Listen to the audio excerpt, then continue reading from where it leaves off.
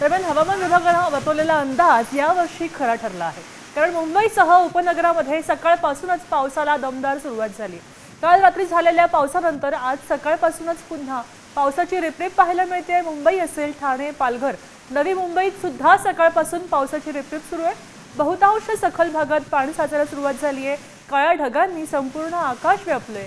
आज रविवार सुट्टीचा दिवस असल्यानं कामाला जाणाऱ्यांची संख्या कमी आहे आणि त्यामुळे वाहतूक व्यवस्था सध्या सुरळीत सुरू आहे।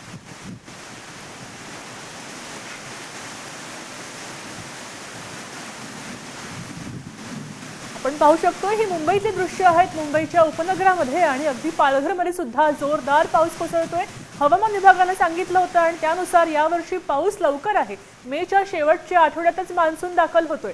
खरं तर प्री मान्सून पाऊस संपला नाही तोवर मान्सून दाखल झालेला आहे आणि त्यामुळे मुंबई अवघी भिजली आहे, चिंब झाली आहे। नवी मुंबईमध्ये कसं पाणी पोहोचतंय आणि ठाण्यामध्ये सुद्धा जोरदार पाऊस कोसळतोय। आपण पाहू शकतोय सखल पाणी साचलेलं आहे।